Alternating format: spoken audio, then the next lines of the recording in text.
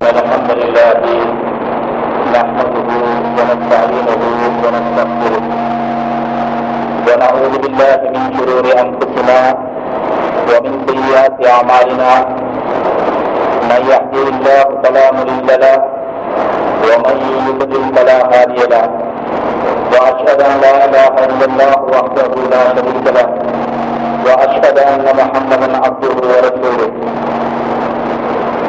يا أيها الذين آمنوا اتقوا الله حق تقاته ولا تموتن إلا وأنتم مسلمون.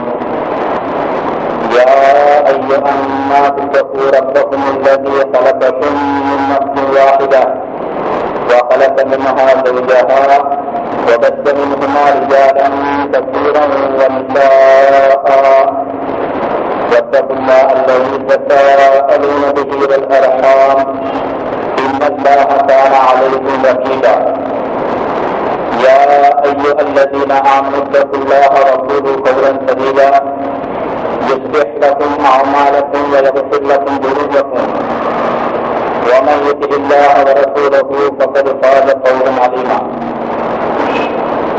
أما بعد فإن خير الحديث كتاب الله وخير الهدي هدي محمد صلى الله عليه وسلم وشر الأمور محدثاتها وكل محدثة بدعة وكل بدعة ضلالة وكل ضلالة في النار.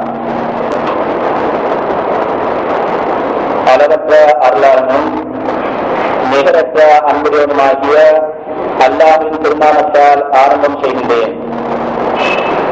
மண்ணையும் விண்ணையும் படைத்து மனித குலத்தையும் படைத்து அதற்கு வழிகாட்ட அனுப்புவானையும் அதன்படி வாழ்ந்து காட்ட இறை தூதரையும் நமக்களித்த அந்த நிகரற்ற அன்பாளனுக்கு எல்லா புகழும் அல்ஹம்துலில்லாஹ். அருளாளன் அல்லாஹ்வின் தூதரும் அகில உலகத்திற்கும் வாழ்ந்து வழிகாட்டிய நாதரும் நெறித்தவரா நேர்வழியிலே நிலைத்திருந்த சன்மார்க்க போதகரும் அளவில்லா துன்பங்களெல்லாம் தவித்து அஞ்சா நெஞ்சத்தோடு இறைவன் ஒருவன் என்னும் தேர்வுமையை இழுத்து நிறுத்த பாடுபட்ட தியாக தூதருமாகிய என் உயிரினிய ரசூலுல்லாஹி ஸல்லல்லாஹு அலைஹி வஸல்லம் அவர்கள் மீதும் அன்னாரின் தோழர்கள் குடும்பத்தவர்கள் மீதும் மறுமை நாள் வரை அவர்களை பின்தொடர்ந்து நடப்பவர்கள் மீதும் சாந்தியும் சமாதானமும் உண்டாவதாக. நிச்சயமாக வார்த்தையில் சிறந்தது அல்லாஹ்வின் வேதமாகும் என்றும் வழிகாட்டுதலிலே சிறந்தது நபிகள் நாயகம் ஸல்லல்லாஹு அலைஹி வஸல்லம் அவர்களின் வழிகாட்டுதல் என்றும் காரியங்களிலே மிக மிக கெட்டது மோசமானது மார்க்கத்திலே புதுமைகளை உண்டாக்குவது. ஒவ்வொரு புதுமையான காரியங்களும் விதத் எனும் நூதனங்களாகவும் ஒவ்வொரு விதத்தும் வழிகேடுகளாகவும் வழிகேடுகள் அனைத்தும் உங்களை நரகிலே கொண்டு போய் சேர்க்கும் என்று ரசூலுல்லாஹி ஸல்லல்லாஹு அலைஹி வஸல்லம் அவர்கள் தங்களது ஒவ்வொரு துப்பறிகளிலும் இந்த மனித சமுதாயத்திற்கு ஆரம்பமாக நிலைப்படுத்தியது. இந்த சந்தர்ப்பத்திலே ஒன்று கூடியிருக்கின்ற உங்களுக்கு மத்தியிலும் அந்த நபிமொழியை ஞாபகப்படுத்த நான் கடமைப்பட்டிருக்கின்றேன். சங்கைக்குரிய ஜும்மாவுடைய கடமையை நிறைவேற்றுவதற்காக வேண்டி அல்லாஹ்வுடைய மாளிகைக்கு நேர காலத்தோடு வந்து அமர்ந்திருக்கும் அல்லாஹ்வின் நல்லடியார்களே, அல்லாஹ் தபாரக வ தஆலா அவனுடைய மார்க்கத்தை அதன் தூய்மையான வடிவத்திலே அறிந்து அதன் பிரகாரம் தன்னுடைய வாழ்க்கையை மனமுள்ளதாக ஆக்கிக் கொள்ள வேண்டும் என்பதற்காக வேண்டி நம் எல்லோரையும் அல்லாஹ் தபாரக வ தஆலா ஒரு மேலான தீனுடைய மஜ்மாவிலே ஒன்று சேர்த்து வைத்திருக்கின்றான். இது அல்லாஹ் நமக்கு செய்திருக்கக்கூடிய ஆபத்துடைய ஒரு நியாமத். அது மாத்திரம் அல்லாமல் என்னுடைய கண்ணு முயற்சியாக முதல் தடவையாக உங்களுக்கு முன்னால் ஜும்மாவுடைய பிரசங்கத்தையும் செய்வதற்கல்லா எனக்கு தௌஃபீக் செய்திருக்கின்றார். அல்ஹம்துலில்லாஹ். சங்கைக்குரிய அல்லாஹ்வின் நல்லடியார்களே, நான் இங்கே பேச வந்த தலைப்பு அல் குர்ஆன் ஒரு அற்புதம் என்பதை பற்றியதாகும். அல்லாஹ் தபாரக வ தஆலா நபிகள் நாயகம் ஸல்லல்லாஹு அலைஹி வஸல்லம் அவர்களை கடைசி நபியாக அனுப்பி அவர்களுடைய உம்மத்தாகிய எங்களையும் கடைசி உம்மத்தாக ஆக்கியிருக்கின்றார். நபிமார்கள் வெறும் கையோடு வரவில்லை. ஒவ்வொரு நபிமார்களும் நான் அல்லாஹ்வுடைய தூதர் என்பதற்கான சான்றாக அற்புதங்களை காட்டினார்கள். ஒவ்வொரு தூதர்களுடைய அற்புதங்களும் அவர்களுடைய மறைவுக்கு பின்னால் அது இல்லாமலாகிவிட்டது. அதே நேரத்தில் நபிகள் நாயகம் ஸல்லல்லாஹு அலைஹி வஸல்லம் அவர்களும் அவர்களுடைய வாழ்க்கையிலே சில சந்தர்ப்பங்களிலே அற்புதங்களை காட்டியிருக்கின்றார்கள். அவர்களுக்கு வழங்கப்பட்ட அற்புதங்களிலே மிகப்பெரிய அற்புதம் இந்த அருள்மறை அல்குர்ஆனாகும். கியாமத்து நாள் வரைக்கும் இருக்கின்ற இந்த புனிதமான வேதமாகும். நபிகள் நாயகம் ஸல்லல்லாஹு அலைஹி வஸல்லம் அவர்கள் கூறினார்கள், புகாரி முஸ்லிம் போன்ற கிரந்தங்களிலே பதிவாகியுள்ளது, ஒவ்வொரு தூதரும் அற்புதங்களோடு அனுப்பப்பட்டனர். எனக்கு வழங்கப்பட்ட அற்புதம் இந்த திருமறை குர்ஆனாகும். இந்த அற்புதம் நபி மூசா அலைஹிஸ்ஸலாத்து வஸ்ஸலாம் அவர்களுக்கு வழங்கப்பட்ட கைத்தறி பாம்பாக மாறுகின்ற அற்புதத்தை விட நபி சாலிஹ் அலைஹிஸ்ஸலாத்து வஸ்ஸலாம் அவர்களுக்கு வழங்கப்பட்ட பாறையிலே இருந்து கண்டுகுட்டி வந்த அற்புதங்கள் எல்லாவற்றை விடவும் மிகவும் பெரியது. சங்கைக்குரிய அல்லாஹ்வின் நல்லடியார்களே, புனிதமிக்க ரமலானுடைய மாதம் நம்மளை விட்டும் சென்று விட்டது.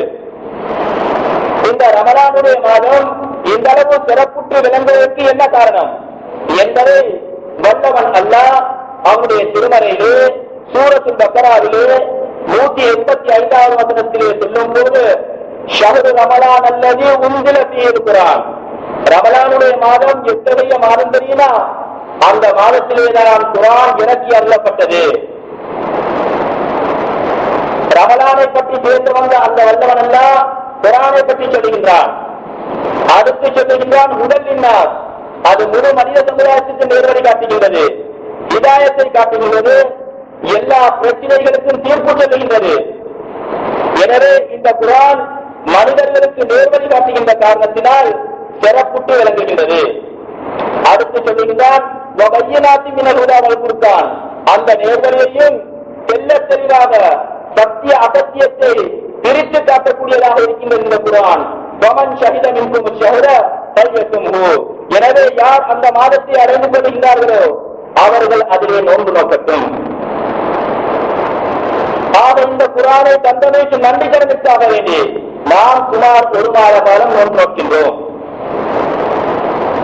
சங்கைக்குரிய அல்லாஹ்வின் நல்லடியார்களே, முன்னைய நபிமார்களுக்கு வழங்கப்பட்ட நோன்புகளை நாம் எடுத்து பார்த்தோம் என்று சொன்னால் அது கூட ஏதாவது ஒரு நன்றி கடனுக்காகத்தான் இருக்கும்.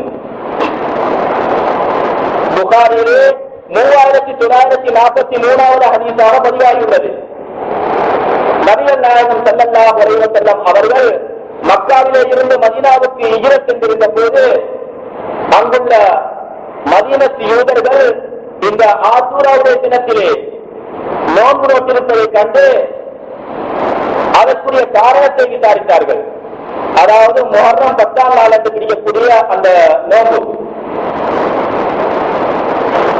அப்பொழுது அவர்கள் சொன்னார்கள், இந்த நாளிலேதான் நபி மூசா அலைஹிஸ்ஸலாத்து வஸ்ஸலாம் அவர்களையும் அவர்களை ஏற்றுக்கொண்ட அந்த மக்களையும், அதாவது பனு இஸ்ரவேலர்களையும் கொடியவன் பிறந்ததிலிருந்து அல்லாஹ் காப்பாற்றினான். இந்த நாளிலேதான் கொடியவன் பிறவை அழித்தான். எனவே இதற்கு நன்றி தெரிவிக்கும் முகமாக நபி மூசா அலைஹிஸ்ஸலாத்து வஸ்ஸலாம் அவர்கள் நோன்பு பிடித்தார்கள். எனவே நபிகள் நாயகம் ஸல்லல்லாஹு அலைஹி வஸல்லம் அவர்களும் நோன்பு பிடித்தார்கள்.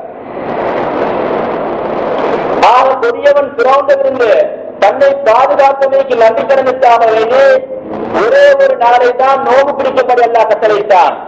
ஆனால் இந்த குர்ஆனை நமக்கு தந்தமைக்காக வேண்டி சுமார் 1 மாத காலம் நோன்பு பிடிக்கும்படி அல்லாஹ் கட்டளையிடுகின்றான். சகோதரர்களே, குர்ஆனிலே பல இடங்களிலே அஃபலா தஅலமூன், நீங்கள் அறிய மாட்டீர்களா, அஃபலா தாகிலூன், நீங்கள் விளங்கிக் கொள்ள மாட்டீர்களா என்று கேட்கின்றார். சூரத்துல் கமரிலே அல்லாஹ் தபாரக வ தஆலா சொல்லும் போது, வலகத் யஸ்ஸர்னல் குர்ஆன லிஸ்ஸிக்ர் ஃபஹல் மின் முத்தகிர், நிச்சயமாக சத்தியமாக இந்த குர்ஆனை படிப்பினை பெறுவதற்கு எளிதாக ஆக்கியிருக்கின்றோம்.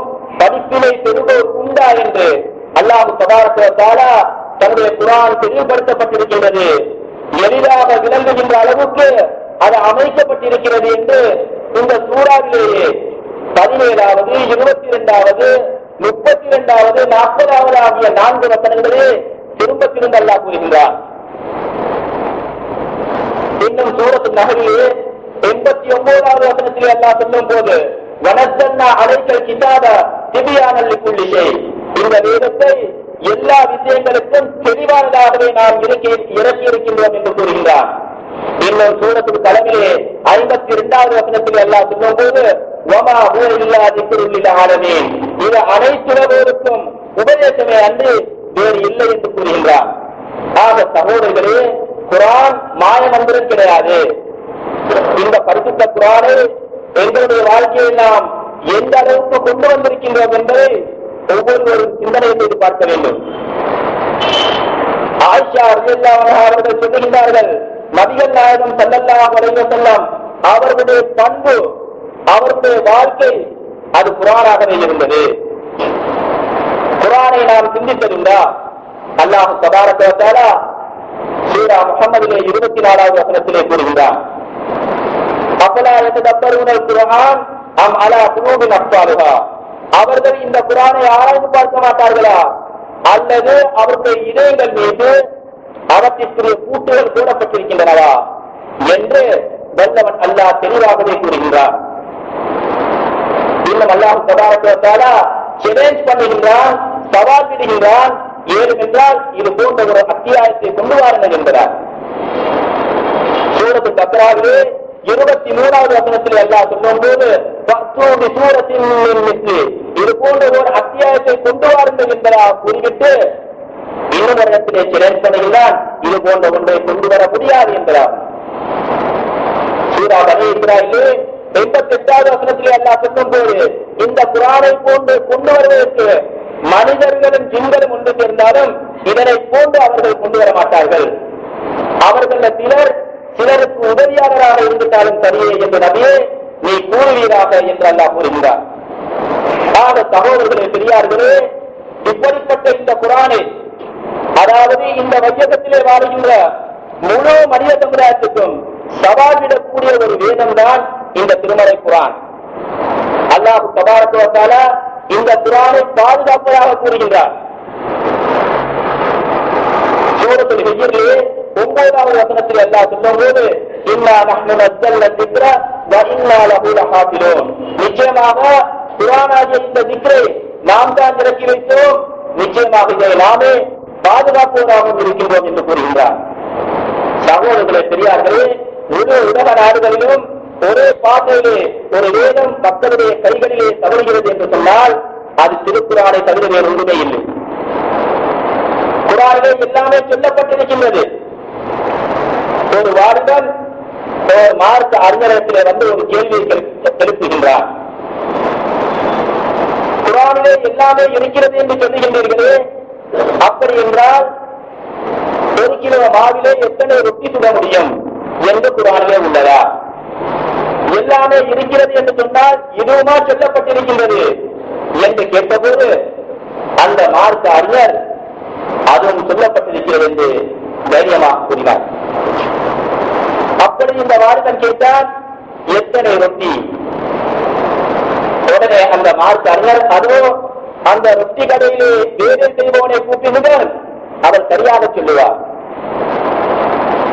இப்ப இந்த வாலிபன் கேட்டால் நான் குர்ஆனிலே உள்ளதா என்று தானே கேட்டேன் என்று கூறிய போது அந்த மார்க்க அறிஞர் ஒரு ஆயத்தை ஓடி காட்டினார்.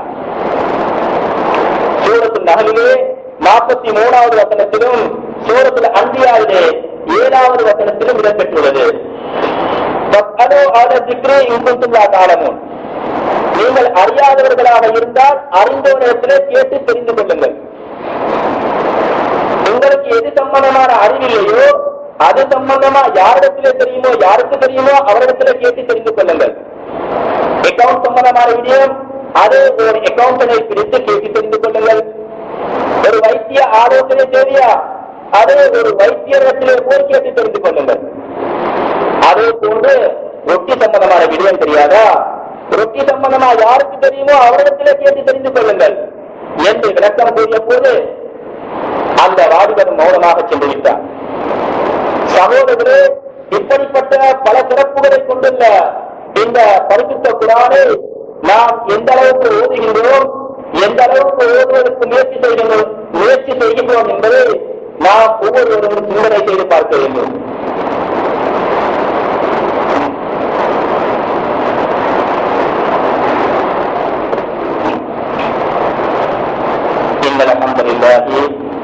نحمده ونستعينه ونستغفره ونعوذ بالله من شرور انفسنا ومن سيئات اعمالنا من يهده الله فلا مضل له ومن يضلل فلا هادي له واشهد ان لا اله الا الله وحده لا شريك له واشهد ان محمدا عبده ورسوله اما بعد. சங்கைக்குரிய அல்லாஹ்வின் நல்லடியார்களே, நபிகள் நாயகம் ஸல்லல்லாஹு அலைஹி வஸல்லம் அவர்கள் கூறினார்கள், முஸ்லிமிலே பதிவாகியுள்ளது, இக்ராவுல் குர்ஆன், நீங்கள் குர்ஆனை ஓதுங்கள், ஃபஇன்னஹு யக்தி யௌமல் கியாமத்தி ஷஃபீஅன் லிஅஸ்ஹாபிஹி, நிச்சயமாக குர்ஆன் கியாமத் நாளிலே அது ஓதியவர்களுக்காக பரிந்துரை செய்யும். இன்னும் புகாரிலே 4937வது ஹதீஸாக பதிவாகியுள்ளது. குர்ஆனை மனநமிட்டு சிரமமின்றி ஓதி வருவோர் கண்ணியம் நிறைந்த தூதர்களான வானவர்களை போன்றவராவார். குர்ஆனை மனனம் செய்திராவிட்டாலும் அதனை சிரமத்தோடு ஓதி வருகின்றவர்களுக்கு 7 மடங்கு நன்மைகள் கிடைக்கும் என்று நபிகள் நாயகம் ஸல்லல்லாஹு அலைஹி வஸல்லம் அவர்கள் கூறினார்கள். மேலும் நபிகள் நாயகம் ஸல்லல்லாஹு அலைஹி வஸல்லம் அவர்கள் கூறினார்கள், புகாரிலே 5026வது ஹதீஸாக பதிவாகியுள்ளது, 2 விஷயங்களை தவிர வேறு எதற்காகவும் குர்ஆனை சொல்லக்கூடாது. ஒரு மனிதனுக்கெல்லாம் குர்ஆனை கற்றுத் தந்தான், அவர் அதனை இரவு பகல் எல்லா நேரங்களிலும் ஓதுகின்றார்.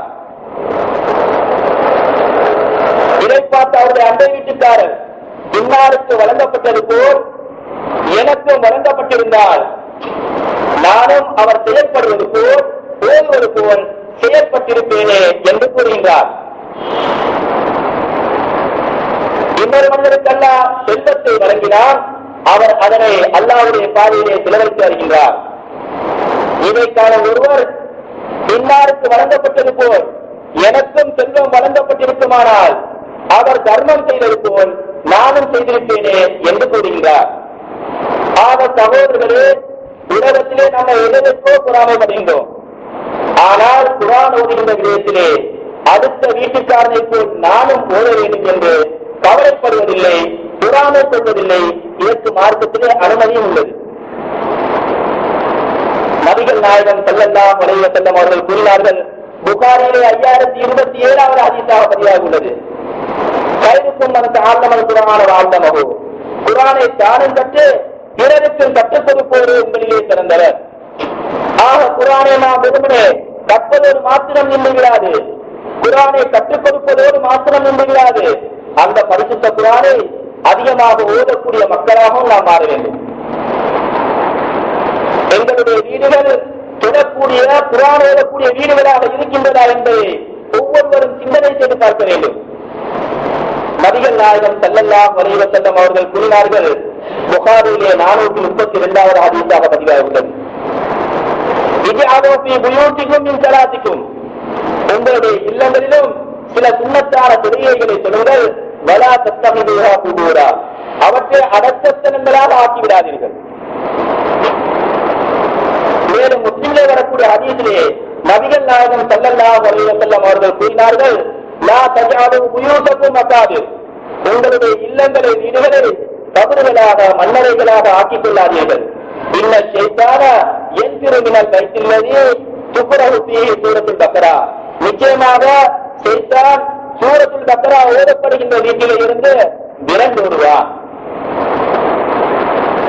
சகோதரர்களே, சஹாபாக்களுடைய வீடுகள் அது வந்தது, அதாவது குர்ஆன் ஓதக்கூடிய வீடுகளாக இருந்தது. முஸ்லிமிலே பதிவாகி உள்ளது. அஷ்அரி கூட்டத்தை பற்றி சொல்லும் போது நபிகள் நாயகம் ஸல்லல்லாஹு அலைஹி வஸல்லம் அவர்கள் சொன்னார்கள், அஷ்அரி கூட்டத்தாரின் பயண தோழர்கள் இரவிலே தங்களுடைய வேலைகளை முடித்துக் கொண்டு இல்லங்களுக்கு வந்து புனித குர்ஆன் ஓதுகையிலே அவர்களுடைய சத்தத்தை நான் அறிந்து கொள்கின்றேன். மேலும் பகலில் அவர்கள் வருவதை நான் பார்க்காவிட்டாலும் இரவிலே அவர்கள் குர்ஆன் ஓதும் சத்தத்தை வைத்து அவர்களுடைய இல்லங்களையும் நான் அறிந்து கொள்கின்றேன். சகோதரர்களே, நாங்க எங்களுடைய முஸ்லிம்களுடைய இல்லங்களை எவ்வாறு அறிந்து கொள்வோம்? எங்கே ஒரு காலம் இருந்தது, நம்முடைய மூதாதையர்கள் சொல்லுவார்கள், மகரிபுடைய நேரத்திலே முஸ்லிம்களுடைய வீடுகளிலே பிள்ளைகள் குர்ஆன் ஓதுகின்ற சத்தம் கேட்கும். அதை கொண்டு காபிர்கள் கூட முஸ்லிம்களுடைய வீடு என்று அறிந்து கொள்வார்கள். ஆனால் இன்று நிலைமை தலைகீழாக மாறியுள்ளது. மகரிபுடைய நேரத்திலே முஸ்லிம்களுடைய வீடுகள் படம் தியேட்டர்களாக மாறியுள்ளது. மகரிபுடைய நேரத்திலே முஸ்லிம்களுடைய வீடுகளுக்கு சென்றால் என்னை வரவேற்பதே கீதங்கள் தான். ஈமானுக்கு வேட்டு வைக்கக்கூடிய இப்படியான முசீபத்துகளை போட்டால் எங்கே எங்களுடைய வீட்டிலே அல்லாஹ்வுடைய ரஹ்மத் வரும்? சிந்தனை செய்தார்கள். தொழுகையுடைய நேரங்கள் பெண்களுக்கு தெரியாவிட்டாலும் கூட நாடகங்களுடைய நேரங்கள் டைம் டேபிள் நன்றாகவே தெரியும். வீட்டிலே தொழுகை இல்லை, குர்ஆன் ஓதுவதும் இல்லை. நாங்களே எங்களுடைய வீடுகளை மன்னரைகளாக படம் தியேட்டர்களாக மாற்றியுள்ளோம். படிக்கும் பிள்ளைகள் கெட்டு போவதற்கு இப்படியான அசிங்கமான நாடகங்கள் காரணமாக அமைகின்றன. கவலைக்குரிய விடயம் என்னவென்றால், படிப்பதற்காக செல்லும் பாடசாலைகளிலும் பிள்ளைகள் அதிகமாக பேசுவது சினிமா கதைகளைத்தான். இந்த நோய் ஆசிரியர்களை கூட விட்டு வைக்கவில்லை. ஆக பிள்ளைகளை சிந்திக்க விடாமலும் நற்காரியங்களை செய்ய விடாமலும் தடுக்கும் முதல் காரணமாக இந்த தொலைக்காட்சி அமைகின்றன. பெரும்பாலான நாடகங்கள் சமூக சீரழிவையே ஏற்படுத்துகின்றன. ஆணும் பெண்ணும் எப்படி ஓடிப்போய் திருமணம் செய்யலாம், எப்படி ஒரு பெண்ணை காதலிப்பது, எப்படி ஒரு பெண்ணோடு தவறான உறவுகளை வைத்துக் கொள்வது, இன்னும் ஆபாச காட்சிகள், இப்படி ஏராளம். அசிங்கமான நாடகங்களை பார்த்து கெட்டு போனவர்கள் ஏராளம். சகோதரர்களே, பிள்ளைகளை கவனிக்காமலும் கணவனுக்கு செய்ய வேண்டிய கடமைகளை சரிவர நிறைவேற்றாமல், வந்த விருந்தாளிகளை கூட கவனிக்காமல் இந்த தொலைக்காட்சியிலே போகும் நாடகங்களுக்கு அடிமையான எத்தனையோ பெண்கள் நம் சமுதாயத்தில் இருக்கின்றார்கள். வளர்ந்து வரும் சிறு பெண் பிள்ளைகள் அசிங்கமான நாடகங்களை பார்த்து ஆடைகளை கூட அரைக்குறையாக இடுப்பு பகுதியை காட்டியவாறு உடுப்பதைத்தான் விரும்புகின்றது. காரணம், அன்றாடம் தொலைக்காட்சி நாடகங்களின் மூலம் எடுக்கின்ற தருகை பயிற்சி. அந்த நடிகை மாதிரி உடுத்த வேண்டும், இந்த நடிகை மாதிரி என்னுடைய புருவங்களை அழகுக்காக சின்னராக்கிக் கொள்ள வேண்டும், இந்த நடிகர் மாதிரி என்னுடைய கொண்டைக்கு டையடிக்க வேண்டும் என்ற ஹராமான சிந்தனைகள் தான் பிள்ளைகளிடத்திலே ஊடுருவி இருக்கின்றது. மாறாக இந்த சஹாபியுடைய தன்மை வர வேண்டும் என்றோ, இந்த சஹாபி பெண்ணுடைய நட்புணம் பெருமை நமக்கு வர வேண்டும் என்றோ பிள்ளைகள் சிந்திப்பதில்லை. சகோதரர்களே, நம்மிலே அதிகமானவர்கள் உரிய நேரத்திலே சொல்லக்கூடியவர்கள் இருக்கின்றார்கள். அதே போன்று சுன்னத்தான தொழுகைகளையும் தொழுது குர்ஆன்கள் திக்ர் செய்தல் போன்ற நல்ல அமல்களை செய்து நன்மைகளை அடைகின்றார்கள். ஆனால் அந்த நன்மைகளை பாதுகாக்க தெரியவில்லை. அசிங்கமான நாடகங்களை எல்லாம் பார்த்து நன்மைகளை அடித்துக் கொண்டிருக்கின்றார்கள். சிலருக்கு இது பாவமாக தெரிவதே இல்லை. ஆக சுருக்கமாக சொல்வது என்றால், முஸ்லிம்கள் அனைவரும் எல்லா தரத்திலே உள்ளவர்களும் இந்த தொலைக்காட்சியிலே போகும் நாடகங்களுக்கு அடிமையாகி இருப்பதை நாம் ஏற்றுக்கொண்டுதான் ஆக வேண்டும். இந்த நிலை நம் சமுதாயத்திலே இருந்து உடனடியாக மாற வேண்டும். அப்பொழுதுதான் அல்லாஹ்வுடைய ரஹ்மத் நம்மளை நோக்கி வர ஆரம்பிக்கும். நாம் எல்லோரும் குர்ஆனோடு தொடர்புடைய மக்களாக மாற வேண்டும். குர்ஆனை அதன் மக்ரஜ்களை பேணி திருத்தமாக ஓதுவதற்கு முயற்சி செய்ய வேண்டும். அல்லாஹ் தபாரக வ தஆலா அவருடைய அருள்மறையிலே சூரத்து முதமிலே 4வது வசனத்திலே சொல்லும் போது, வரத்திலில் குர்ஆன தர்த்தீலா, அல் குர்ஆனை திருத்தமாக நன்கு நிறுத்தி ஓதுவீராக என்று அல்லாஹ் கூறுகின்றான். மேலும் நபிகள் நாயகம் ஸல்லல்லாஹு அலைஹி வஸல்லம் அவர்கள் சொன்னார்கள், இப்னு மாஜாவிலே பதிவு செய்யப்பட்டுள்ளது, தலபுல் இல்மி ஃபரீலத்துன் அலா குல்லி முஸ்லிம். மார்க்க கல்வியை தேடி படிப்பது ஒவ்வொரு முஸ்லிமின் மீதும் கடமையாகும். மார்க்க கல்வியை படிப்பதற்கு நம்முடைய வயசு, சுயகௌரவம், வெட்கம் இவைகள் எல்லாம் தடையாக இருக்கக்கூடாது. நபிகள் நாயகம் ஸல்லல்லாஹு அலைஹி வஸல்லம் அவர்கள் கூறினார்கள், புகாரியிலே பதிவாகியுள்ளது, லா யதஅல்லமுல் இல்ம முஸ்தஹியுன் வலா முத்தகப்பிர். வெட்கப்பட்டவனும் பெருமை அளிப்பவனும் மார்க்கத்தை கற்றுக்கொள்ள மாட்டான். இந்த கம்ப்யூட்டர் கிளாஸ் மற்றும் இங்கிலீஷ் ஸ்போக்கன் கிளாஸ் என்று வயதை பார்க்காமல் எத்தனையோ வயோதிபர்கள் கூட படித்து முன்னேறி வருவதை நாம் பார்க்கின்றோம். இது கூடாது என்று சொல்லவில்லை. ஆனால் குர்ஆன் ஓத தெரியாது, அதை கற்பதற்கு ஆளுநரத்திலே சென்றவர்கள் எத்தனை பேர் இருக்கின்றார்கள்? சிந்தனை செய்து பாருங்கள். அல் குர்ஆனை பொறுத்தவரையில் வேறு எந்த ஒரு நூல்களுக்கும் இல்லாத ஒரு தனிச்சிறப்பாக உண்டு. அல் குர்ஆனை ஓதுவது ஒரு இபாத் வணக்கமாகும். ஓதப்படும் ஒவ்வொரு அர்த்தங்களுக்கும் எழுத்துகளுக்கும் நன்மைகள் உண்டு. ஆனால் குர்ஆன் அல்லாத வேறு எந்த ஒரு நூல்களை வாசித்தாலும் நன்மைகள் வழங்கப்படுவதில்லை. இப்படி அதிகமான நன்மைகளை பெறுவதற்கு காரணமாக அமைந்திருக்கக்கூடிய இந்த பரிசுத்த குர்ஆனை வெறுமனே வாயினால் ஓதினால் மாத்திரம் நன்மைகள் கிடைப்பினும் அது அருளப்பட்டதற்கான உயர்ந்த நோக்கங்களை நாம் பூர்த்தி செய்தவர்களாக ஆகிவிட முடியாது.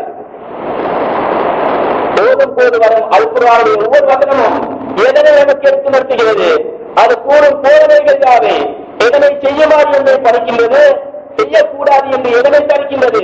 அந்த வசனம் தரும் படிப்பினைகள் யாவை என்பன போன்ற விடயங்களை ஓதுகின்ற ஒவ்வொருவரும் தன்னுடைய கவனத்திலே எடுத்துக் கொள்ள வேண்டும். இதிலே பலர் குர்ஆன் அரபு மொழியில் அருளப்பட்டுள்ளதால் தமக்கு அரபு மொழி தெரியாது என்று காரணம் கூட தினந்தோறும் ஓதிவிட்டு பத்திரமாக ஓதிவிக்கின்றார்கள். அல் குர்ஆனை என்னை போன்ற சாதாரண மக்கள் விளங்க முடியாது. அறிவில் சிறந்து விளங்கும் அறிஞர்கள் மாத்திரம்தான் அதன் பொருள்களை அறிய முடியும் என்று இன்னும் சிலர் வாதிடுகின்றனர்.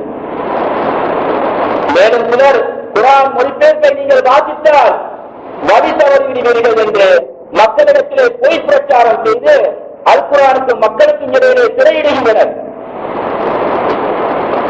அல்லாஹ்வால் இறக்கப்பட்ட இந்த குர்ஆன் மனிதர்கள் விளங்குவதற்கும் படிப்பதற்கும் ஏற்ற முறையிலேதான் அதனை அல்லாஹ் அருளியுள்ளார். இந்த குர்ஆனிலே எந்த ஒரு முரண்பாட்டையும் நாம் காண முடியாது. குர்ஆன் அல்லாஹ்வால் இறக்கப்பட்ட வேதம் என்பதற்கு மிகப்பெரிய ஒரு சான்று அதன் முரண்பாடுகளற்றதாக இருப்பதுதான். இதனை வல்லவன் அல்லாஹ் அவருடைய அருள்மறையிலே சூரத்து நிசாவிலே 82வது வசனத்திலே சொல்லி காட்டுகின்றான். அப்பலா யததப்பரூன அல் குர்ஆன் வலவ் கான மின் இன்தி கைரில்லாஹி லவஜது ஃபீ இஹ்திலாஃபன் கதீரா. அவர்கள் இந்த குர்ஆனை ஆராய்ந்து பார்க்க மாட்டார்களா? இது அல்லாஹ் அல்லாஹ்விடமிருந்து வந்திருந்தால் இதிலே ஏராளமான முரண்பாடுகளை கண்டிருப்பார்கள். ஆக சகோதரர்களே, பெரியார்களே, இன்றைக்கு நம்ம உலகத்தில் எதற்கோ அதாவது டெவலப் ஆகிக்கிறோம். ஒரு வீடு கட்டுவதாக இருந்துட்டாலும், ஒரு வாகனம் வாங்குவதாக இருந்துட்டாலும் அது சம்பந்தமாக தெரிந்தவர்களிடத்திலே போய் கேட்கின்றோம். அவர்களோடு தொடர்புகளை வைத்திருக்கின்றோம். இது கூடாது என்று நான் சொல்லவில்லை. ஆனால் எப்போதாவது நாம் அல் குர்ஆனை எடுத்து அதனுடைய மொழிபெயர்ப்புகளை பார்த்துகின்றா இல்லை என்றுதான் சொல்லுங்கள். குர்ஆனிலே உள்ள அர்த்தங்களை நாம் பார்க்க ஆரம்பித்தால் தீனிலே மிகப்பெரிய ஒரு மறுமலர்ச்சி உண்டாகும். அந்த குர்ஆனிலே தெரியாத சில விடயங்களை அறிந்து கொள்வதற்காக ஆண்களிடத்திலே உலமாக்களிடத்திலே தொடர்பு கொள்ளும் ஒரு தன்மை உண்டாகும். அந்த உலமாக்களும் அவர்கள் படித்த கிதாபுகளை திரட்டி படிக்கும் ஒரு வாய்ப்பு உங்களால் அவர்களுக்கு கிடைக்கும். சகோதரர்களே, இந்த குர்ஆன் நம்மோடு பேசுகின்றது. எவ்வாறு மனிதன் வாழ வேண்டும் என்பதை சொல்லித் தருகின்றது. எவ்வாறு வியாபாரம் செய்ய வேண்டும், எவ்வாறு குடும்ப வாழ்க்கையை அமைய வேண்டும் என்பதையெல்லாம் தெளிவாக சொல்லித் தருகின்றது. அடுத்து அல் குர்ஆன் ஓதப்படும் வேலைகளிலே அதனை நாம் அவதானத்தோடு அமைதியாக இருந்து போய் படிக்க வேண்டும். இது அல்லாஹ்வுடைய கட்டளை. அல்லாஹ் தபாரக வ தஆலா சூரத்துல் அஅராஃபிலே 204வது வசனத்திலே சொல்லும் போது வஇதா குரிஅல் குர்ஆனு ஃபஸ்தமிஉ லஹு வ அன்சிது லஅல்லகும் துர்ஹமூன். நீங்கள் குர்ஆன் ஓதப்பட்டால் செவிசாய்த்து கேளுங்கள், வாய்மூடி இருங்கள், அதனால் நீங்கள் அருள் செய்யப்படுவீர்கள். நபிகள் நாயகம் ஸல்லல்லாஹு அலைஹி வஸல்லம் அவர்கள் பிறர் ஓதுவதை கேட்டுக் கொண்டிருப்பதையே விரும்பியுள்ளார்கள். புகாரிலே 4582வது ஹதீஸாக பதிவாகியுள்ளது. நபிகள் நாயகம் ஸல்லல்லாஹு அலைஹி வஸல்லம் அவர்கள் ஒருமுறை அப்துல்லாஹ் இப்னு மஸ்ஊத் ரலியல்லாஹு அன்ஹு அவர்களிடத்திலே குர்ஆனை ஓதி காட்டுமாறு பணித்தார்கள். அப்பொழுது அப்துல்லாஹ் இப்னு மஸ்ஊத் ரலியல்லாஹு அன்ஹு அவர்கள், அல்லாஹ்வின் தூதரே, உங்கள் மீது அல் குர்ஆன் இறக்கப்பட்டிருக்கும் நிலையிலே நானும் உங்களுக்கு ஓதி காண்பிக்க வேண்டுமா என்று கூட, ஆம், பேரிடமிருந்து அதனை செவியிடுவது எனக்கு மிகவும் விருப்பமாக இருக்கின்றது என்று கூறினார்கள். இந்த நபிமொழி அல் குர்ஆன் ஓதப்படும் வேளைகளிலே அதனை அவசியமாக செவித்தாழ்த்தி கேட்க வேண்டும் என்ற அவசியத்தை நமக்கு போதிக்கின்றது. எனவே எங்களுடைய ஓய்வான நேரங்களிலே அழகிய முறையிலே மிக இனிமையான குரலிலே ஊட்டப்பட்ட அல் குர்ஆனுடைய ஒளிப்பதிவு நாடாக்களை வாங்கி அதனை கேட்கக்கூடிய மக்களாக நாம் மாற வேண்டும். நம்மிலே அநேகமானவர்கள் நம்முடைய ஓய்வான நேரங்களிலே அசிங்கமான நாடகங்களை பார்ப்பதையும் இசையுடன் கூடிய பாடல்களை கேட்பதையும் தமது பொழுதுபோக்காக கொண்டுள்ளனர். இந்த நிலை நம் சமுதாயத்திலே இருந்து மாறி நாம் எல்லோரும் அல்லாஹ்வுடைய குர்ஆனோடு தொடர்புடைய மக்களாக ஆகுவதற்கு வல்லவன் அல்லாஹ் நம் அனைவருக்கும் தௌஃபீக் செய்ய வேண்டும் என்று வேண்டியவனாக என் உரைக்கு துறையிடுகின்றேன். வ ஆகிரு தாவானா அனில் ஹம்துலில்லாஹி ரப்பில் ஆலமீன்.